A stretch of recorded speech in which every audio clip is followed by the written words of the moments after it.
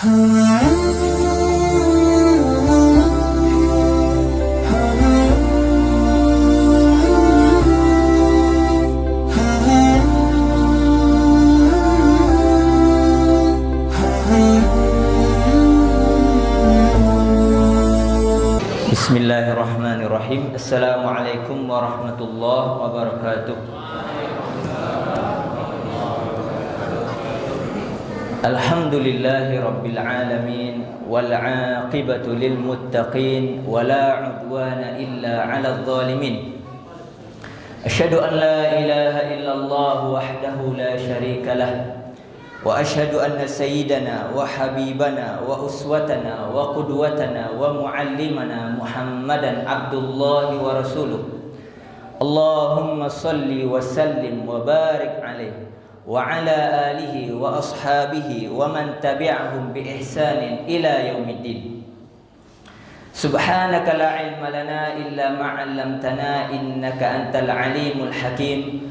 Allahumma 'allimna ma yanfa'una wanfa'na bima 'allamtana wa zidna 'ilma.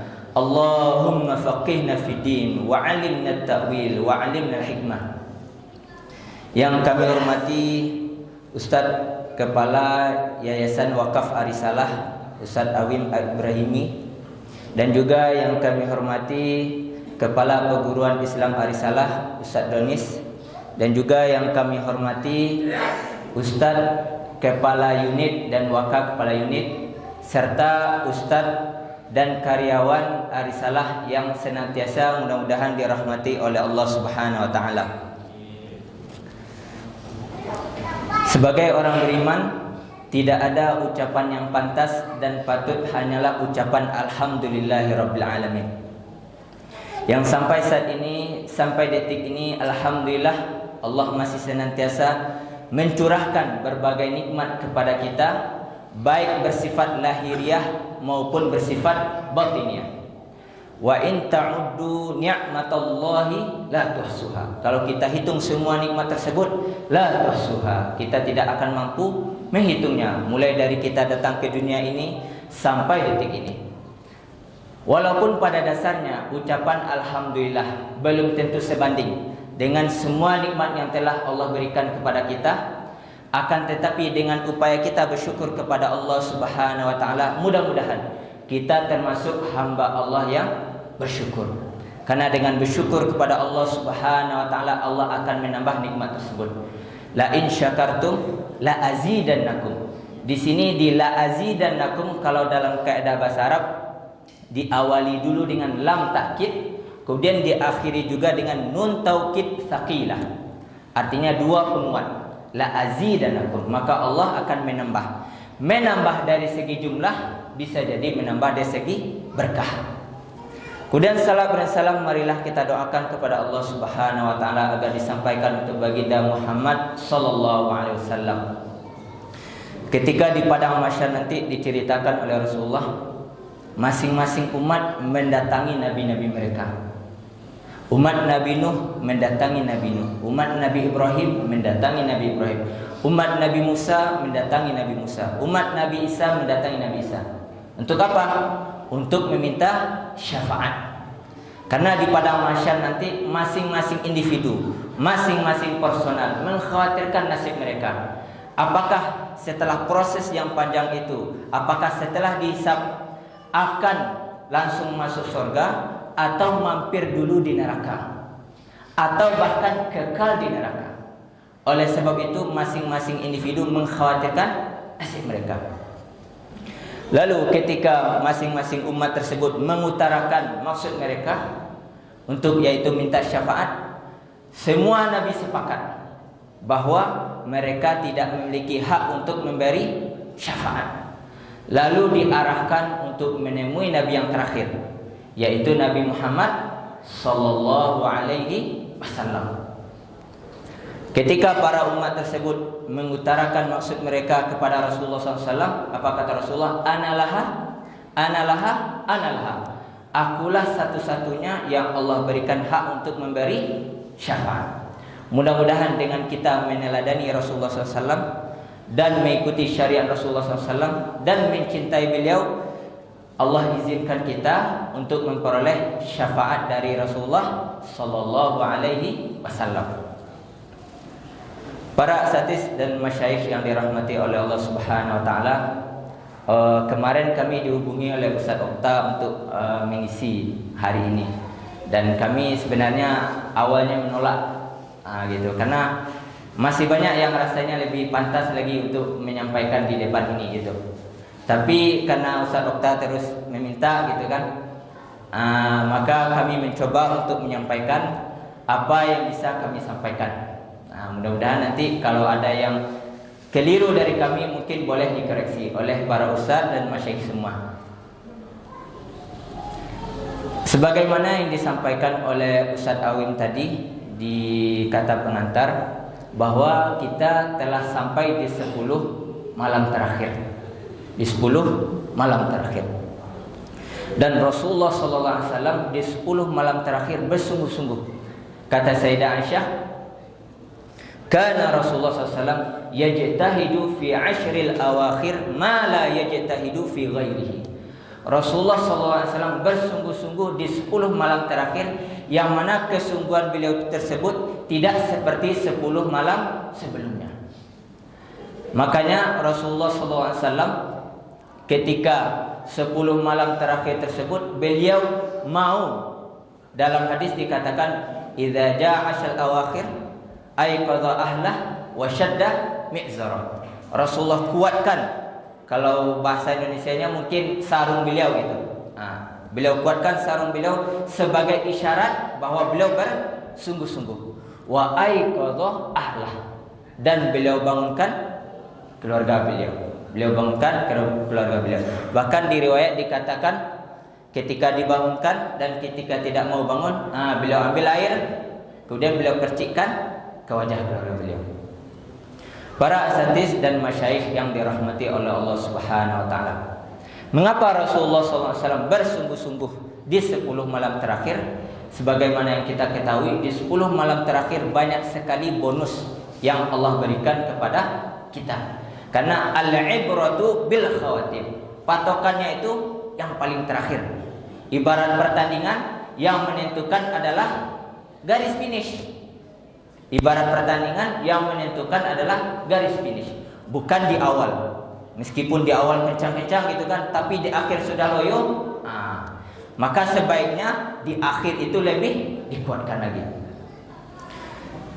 Makanya Rasulullah SAW sangat bersungguh-sungguh. Di antara yang sangat dikejar oleh Rasulullah SAW adalah malam Lailatul Qadar. Di antara bonus yang beliau kejar adalah malam Lailatul Qadar. Lailatul Qadri khairun min alfi syahr. Malam Lailatul Qadar, bukan satu hari, tapi disebutkan di sini lailah, artinya malam. Malam Lailatul Qadar itu khairun, di sini menggunakan kata khairun, artinya lebih baik, bukan sama, bukan yusawi, tetapi menggunakan kata khairun, lebih baik daripada 1000 bulan. Jadi ketika kita beramal, misalnya kita membaca Alif Lam Mim, ketika di malam itu Allah izinkan kita membaca Alif Lam Mim, itu lebih baik dari nilainya dari kita membaca Alif Lam Mim selama 1000 bulan. Artinya selama 1000 bulan kita terus membaca Alif Lam Mim, Alif Lam Mim, Alif Lam Mim, Alif Lam Mim. Tetapi di malam itu ketika Allah izinkan kita untuk membaca Alif Lam Mim, maka nilainya lebih baik dari 1000 bulan kita membaca Alif Lam Mim. Kira-kira 1000 bulan berapa tahun? Para masyayikh 83 saja. Ya, lebih kurang 83. Gitu. 83 tahun. Artinya sesuatu yang luar biasa, karena tidak ada jaminan. Tidak ada jaminan bahwa Allah Subhanahu wa taala memberikan kita usia sampai 83 tahun. Bahkan untuk Ramadan tahun depan pun tidak ada jaminan kita akan bertemu. Sebagaimana dalam syair dikatakan, atadri idza janna al-lailu hal ta'ishu ila al-fajr. apakah engkau tahu ketika telah datang malam, apakah engkau bisa menjamin, apakah engkau tahu besok pagi masih hidup? Jangankan tahun depan, besok pagi pun tidak ada jaminan kita masih hidup. Wa kam min sahihin mata bi ghairi illatin, dan betapa banyak orang yang dikatakan sehat lalu tiba-tiba dipanggil oleh Allah Subhanahu wa taala. Wa kam min saqimin asyahinan ila dari, dan betapa banyak juga orang yang dikatakan mengidap suatu penyakit lalu Allah Subhanahu wa taala masih memberikan mereka kesempatan untuk hidup. Wa kam min fata asbaha wa amsa dhahikan wa qad nusijat akfanuhu wa huwa la yadri, dan betapa banyak anak muda yang ketawa-ketawa, ngumpul-ngumpul, kongko-kongko, dan dia tidak menyadari bahwa telah disiapkan kain kafannya. Para masyayikh dan ustaz yang dirahmati oleh Allah Subhanahu wa taala, malam Lailatul Qadar sebagaimana disampaikan oleh para ulama itu malam yang dirahasiakan oleh Allah Subhanahu wa taala. Mungkin kisi-kisinya yang diberikan di malam ganjil. Mungkin di kisi-kisinya sebagian ulama mengatakan di malam ganjil. Malam 21, 23, 25, 27, 29. Akan tetapi kalau tidak salah kami dengar dari Ustadz Kamrizal, kalau di Indonesia ini susah menentukan malam ganjil karena awal Ramadan saja berbeda. Awal Ramadan saja berbeda. Mungkin ganjil menurut versi pemerintah, tidak ganjil menurut versi Muhammadiyah. Gitu. Berbeda kalau di Timur Tengah. Setahu kami di Timur Tengah itu yang memberi atau yang menetapkan satu Ramadan itu adalah mufti. Dan ketika mufti mengatakan hari ini puasa, maka seluruh masyarakat mengikuti. Berbeda kalau kita di Indonesia. Mungkin kalau di Indonesia agak susah karena ada Muhammadiyah dan NU itu sudah ada sebelum ada Indonesia. Jadi agak susah mereka mungkin mengalahkan. Para masyayikh yang dirahmati oleh Allah Subhanahu wa taala, Allah Subhanahu wa taala merahasiakan malam Lailatul Qadar itu tujuannya supaya melihat siapa yang bersungguh-sungguh dalam mencari malam Lailatul Qadar. Siapa yang berusaha memburu malam Lailatul Qadar. Karena kalau andaikan Allah Subhanahu wa taala memberitahu melalui Rasulullah SAW atau dalam Al-Quran, misalnya malam Lailatul Qadar itu malam 23. Mungkin orang hanya bersungguh-sungguh di malam 23. Mengejar malam Lailatul Qadar itu hanya 23. Setelah itu mungkin libur lagi. Mengapa? Karena kemarin sudah dapat bonus. Bonusnya apa? Lebih baik dari 1000 bulan. Makanya setelah itu libur lagi. Gitu. Makanya mungkin di antara hikmah Allah Subhanahu wa taala mencari orang yang bersungguh-sungguh. Maka orang-orang yang bersungguh-sungguhlah yang Allah izinkan memperoleh malam Lailatul Qadar. Para masyayikh dan asatiz yang dirahmati oleh Allah Subhanahu wa taala, di antara cara untuk memburu malam Lailatul Qadar adalah dengan amalan i'tikaf. Dengan amalan i'tikaf. Karena i'tikaf secara bahasa artinya al-lubsu wal maksu wal mulabasah bisyai'. Artinya secara bahasa menetap, berdiam diri. Berdiam diri bisa jadi sifatnya baik maupun sifatnya buruk. Kalau yang baik, wala tubashiruhunna wa antum aakifuna fil masajid. Kemudian kalau mohon maaf ada nelfon.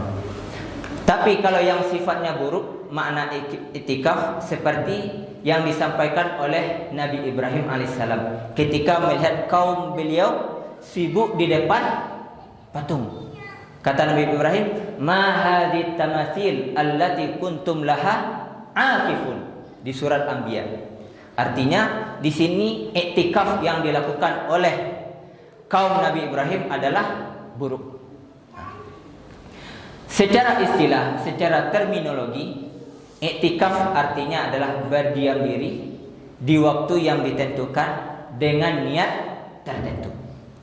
Artinya iktikaf harus diiringi dengan niat dan di waktu tertentu. Syariat Allah Subhanahu wa taala mensyariatkan iktikaf sebenarnya sebelum syariat Islam sudah ada syariat iktikaf.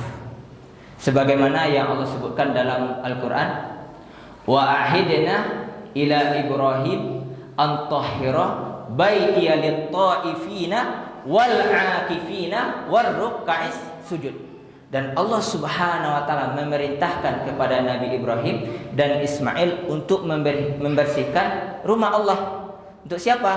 Untuk orang yang sujud, untuk orang yang iktikaf, untuk orang yang tawaf.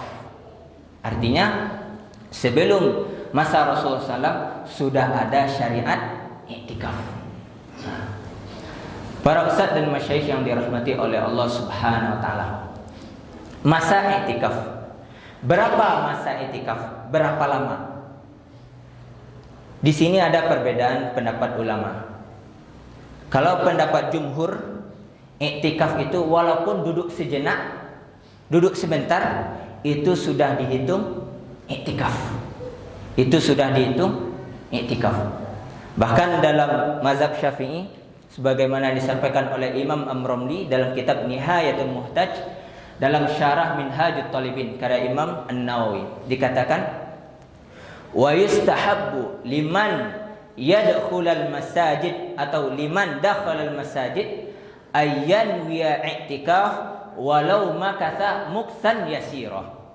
Dan dianjurkan bagi orang yang masuk ke masjid, bagi orang yang masuk ke masjid untuk berniat iktikaf, walaupun rencananya di dalam masjid hanya sebentar, walau kana muksan yasira, walaupun sebentar. Akan tetapi dalam mazhab Maliki, dalam mazhab Malikiyah, mereka mengatakan mudah atau masa minimal dihitung iktikaf adalah sehari semalam. Sehari semalam. Jadi kalau mazhab Maliki, minimal iktikaf itu masanya adalah sehari semalam. Lalu lalu syarat syah iktikaf.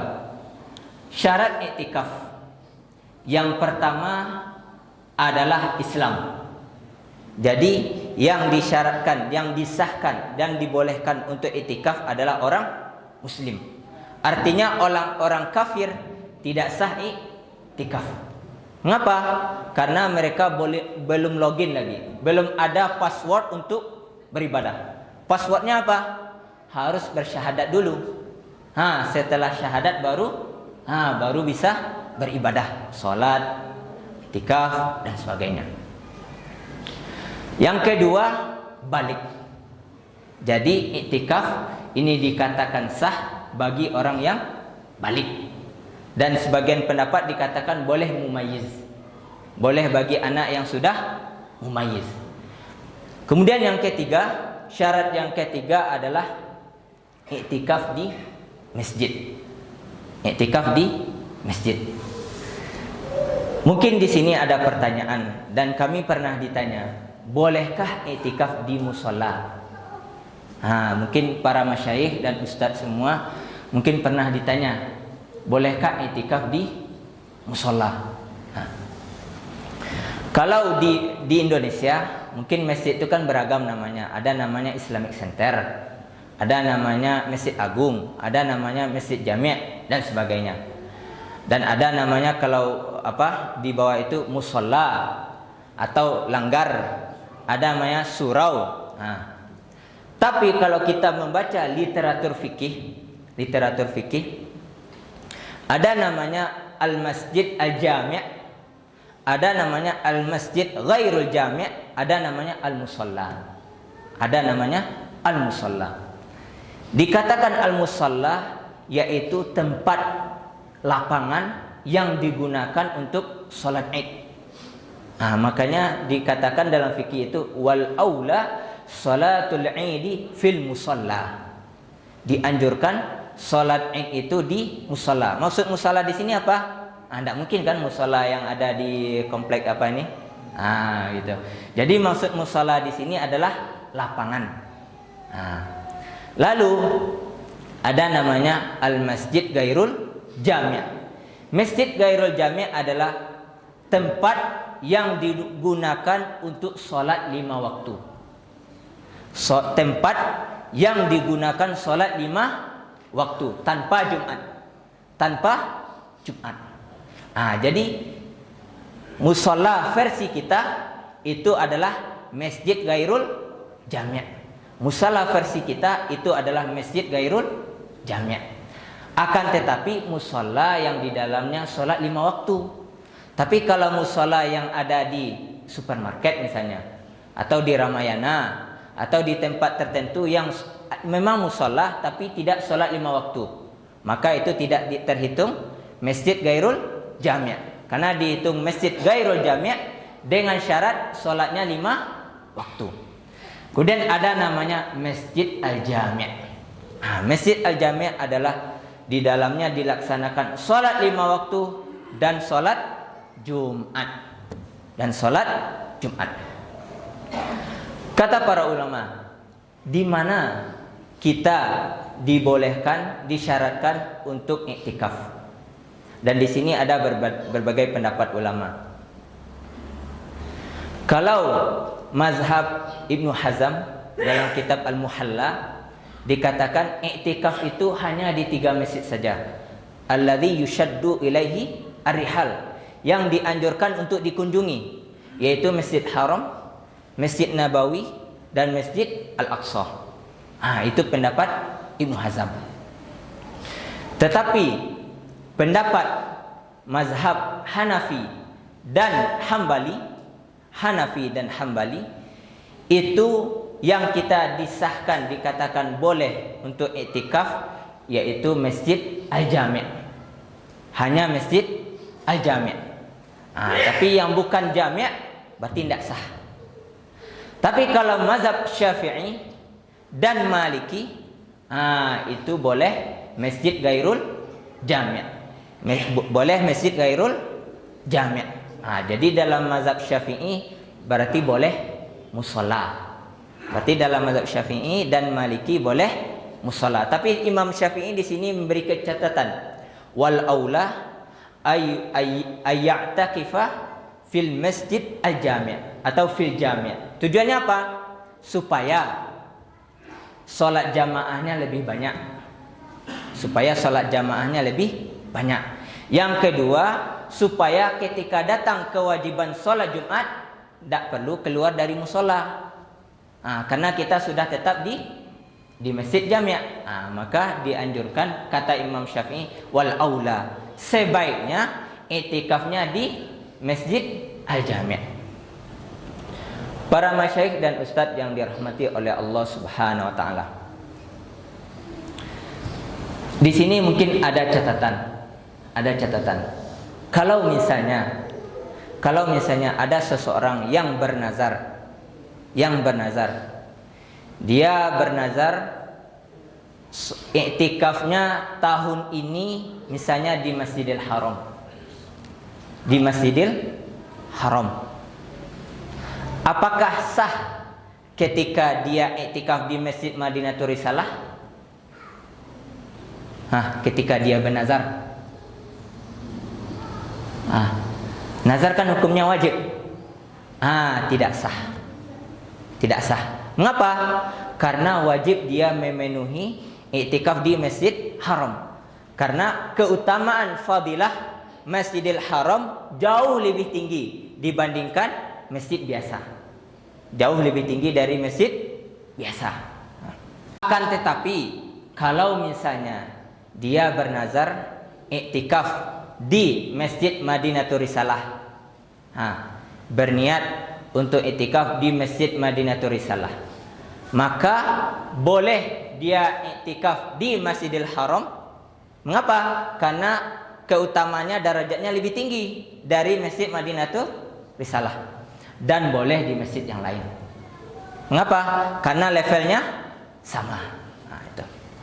Itu bagi yang menazarkan. Lalu setelah itu syarat yang keempat adalah berpuasa. Ini disyaratkan oleh mazhab Maliki. Mazhab Maliki, orang yang bisa i'tikaf itu disyaratkan harus siang harinya berpuasa. Harus siang harinya berpuasa. Jadi kalau dalam mazhab Maliki, kalau yang enggak puasa tidak bisa i'tikaf. Tidak bisa i'tikaf. Mazhab Maliki mengambil dalil dari riwayat Imam Daruqutni dan riwayat Imam Baihaqi dari Sayyidah Aisyah, wa ya'takif bis-shaimi, dan dia bisa beriktikaf ketika diiringi dengan puasa.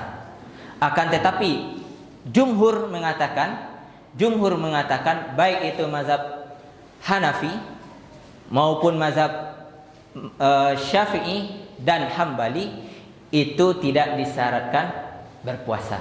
Tidak disyaratkan berpuasa. Dan dalil yang digunakan oleh mazhab Maliki itu dalilnya lemah. Dalilnya lemah. Sebagaimana yang disebutkan oleh Imam Az-Zailai dalam takhrij Nasbur Rayah fi takhrij Al-Hidayah. Jadi hadis ini ditakhrij oleh Imam Zailai dalam kitab Nasbur Rayah. Kata beliau, hadis ini lemah. Hadis ini lemah. Kemudian alasan mazhab yang lain itu mengatakan bahwa i'tikaf itu posisinya ibadah yang sifatnya berdiri sendiri, mustaqil. Sedangkan puasa berdiri sendiri juga. Para ustadz dan masyayikh yang dirahmati oleh Allah Subhanahu wa taala. Lalu, apa rukun ketika kita telah memenuhi syarat? Mungkin ada lupa yang kami terlupa. Izin bagi perempuan. Ini syarat yang kelima, izin bagi perempuan, terutama bagi para ustadz, para masyayikh yang telah berkeluarga. Jadi bagi perempuan, bagi istri itu sah i'tikaf ketika dapat izin dari suami. Kalau tidak dapat izin dari suami, menurut jumhur itu i'tikafnya tidak sah.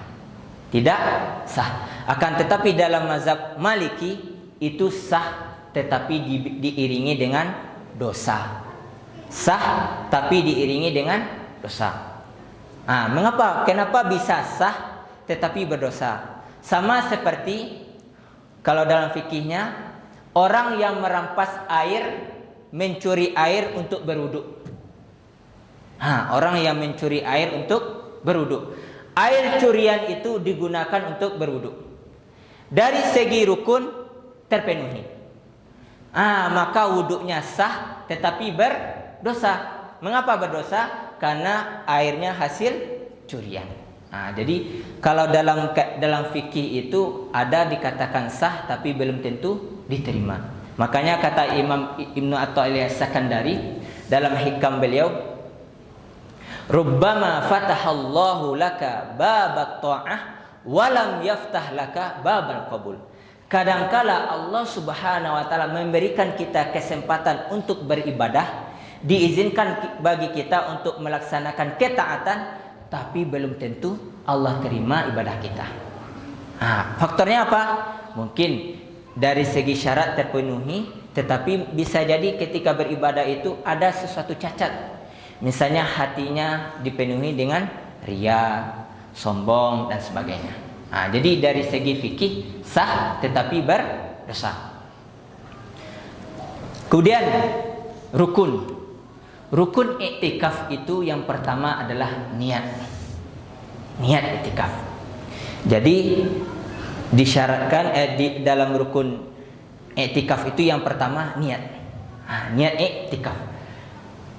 Dan bagi yang bernazar, kalau dalam mazhab Syafi'i harus menyebutkan fardu i'tikaf. Mengapa?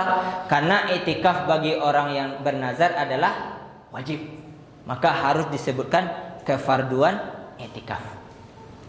Para masyayikh yang dirahmati oleh Allah Subhanahu wa taala. Niat itu sangat penting apapun ibadahnya. Bahkan dalam menafsirkan hadis innamal a'malu binniyat wa innama likulli imri'in ma nawa sampai akhir hadis, Kata Imam Syafi'i, hadis ini mencakup 70 bab fikih. Sab'ina baban min abwabi al-fikih. Jadi hadis tentang niat, sesungguhnya setiap amalan itu tergantung niatnya, dan masing-masing orang akan memperoleh pahala tergantung niatnya, itu masuk dalam 70 bab fikih. Artinya masalah niat masuk ke semua pembahasan. Gunanya apa? Apa gunanya niat? Kata para ulama, yufarriq bainal ibadah wal adah. Untuk membedakan antara ibadah dan kebiasaan. Misalnya, ada misalnya ustadz-ustadz mungkin pulang ngajar gitu kan, capek. Kalau langsung pulang, mungkin nanti capek lagi, nanti ngasuh anak lah dan sebagainya. Lalu datang ke Masjid Madinatul Risalah. Tujuannya apa? Untuk duduk, untuk berbaring. Kalau sekedar duduk saja, itu tidak dapat pahala. Tidak dapat pahala. Tapi kalau diiringi dengan niat iktikaf, baru dapat pahala. Sama juga misalnya, bagi laki-laki disunatkan sebelum sholat Jumat mandi. Ketika seseorang misalnya pulang kerja, lalu ketika pulang kerja sebelum Jumat karena berkeringat mandi, tapi tidak ada diiringi niat untuk sunnah Jumat, hanya sekedar membersihkan badan, maka tidak memperoleh pahala sunnah Jumat. Tetapi kalau diniatkan memperoleh pahala sunnah Jumat, baru dapat pahala. Atau yang lain, misalnya ustadz-ustadz memboikot istri misalnya ustadz-ustadz ngambek, ndak namuah makan doh, ndak namuah, tidak mau makan, artinya mengurung diri di kamar, ndak keluar kamar, seharian ndak makan. Ketika hanya sekedar untuk menahan dari tidak makan karena mengambuk, maka tidak dapat pahala. Tapi kalau disambilkan mengambuk plus berpuasa, insya Allah dapat pahala. Insya Allah dapat pahala. Itu. Jadi yang pertama untuk membedakan antara ibadah dan adah, kebiasaan. Lalu yang kedua untuk membedakan antara satu ibadah dengan ibadah yang lain. Misalnya, ketika kita sholat zuhur dan sholat asar dengan jamak, baik itu jamak takdim maupun jamak takhir. Misalnya kalau jamak takdim melakukan sholat asar di waktu zuhur, dikerjakan sholat asar di waktu zuhur. Misalnya kalau tanpa qasar berarti 4 rakaat, kalau dengan qasar 2 rakaat. Waktunya sama-sama sir, sama-sama 2 rakaat atau 4 rakaat tanpa qasar. Apa yang membedakan antara sholat zuhur dengan asar? Niat. Lalu misalnya dan lain sebagainya. Intinya seperti itu. Tujuannya untuk membedakan antara satu ibadah dengan ibadah yang lain. Itu yang pertama, rukun yang pertama adalah niat. Yang kedua, tidak berhadas. Artinya berhadas besar. Hadas besar. Dalam kitab Nailur Raja dikatakan, Nailur Raja fi syarah Safinatun Najah, dikatakan hadas itu ada 2, hadas kecil dan hadas besar. Bagi yang berhadas kecil itu yang dilarang ada 3. Bagi yang berhadas kecil itu yang dilarang 3. Yang pertama sholat, yang kedua tawaf, yang ketiga menyentuh Al-Quran. La yamassuhu illal mutahharun. Tetapi bagi yang berhadas besar, kalau yang berhadas kecil tadi itu seperti buang air kecil, buang angin, maka sekedar setelah itu untuk mengangkat hadas berwudu. Tapi kalau berhadas besar, misalnya junub, maka diminta untuk mandi, untuk mengangkat hadas. Bagi yang berhadas besar, itu yang dilarang 5. Yang pertama salat, yang kedua tawaf, yang ketiga menyentuh Al-Quran, yang keempat membaca Al-Quran. Membaca Al-Quran. Yang kelima iktikaf. Iktikaf. Jadi bagi yang berhadas besar, misalnya ketika istirahat di masjid, tidur, lalu Allah takdirkan junub. Allah takdirkan junub. Maka segera mandi. Mengapa?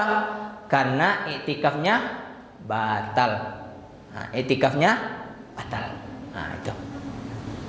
Kemudian syarat berikutnya adalah menetap di masjid. Menetap di masjid. Menetap di masjid. Ketika kita keluar masjid, kalau sifatnya ada kebutuhan, misalnya buang hajat, atau misalnya mandi untuk junub, atau misalnya memang ada keperluan yang mendesak, mengambil pakaian di rumah, itu boleh. Itu boleh, tidak membatalkan iktikaf karena sifatnya doruri. Sifatnya doruri. Tetapi kalau misalnya pergi ke pasar raya untuk mengejar beli baju rayo, karena kalau misalnya kalau misalnya terlambat membeli pakaian lebaran, takutnya nanti habis. Itu ketika itu batal iktikafnya. Batal iktikafnya. Karena sifatnya tidak doruri. Sifatnya tidak doruri. Lalu rukun yang keempat, tidak boleh menggauli istri. Tidak boleh menggauli istri. Artinya ketika misalnya para masyayikh, para ustadz iktikaf, lalu istri datang ke sini misalnya mengantar pakaian. Kalau sifatnya mengantar pakaian boleh. Tapi kalau ada sifatnya qublah ini mohon maaf kissing. Kissing paham kan? Kami agak segan pula untuk menyampaikannya. Kissing, bahasa Inggrisnya kissing. Mungkin tanya Ustaz Yusuf dulu.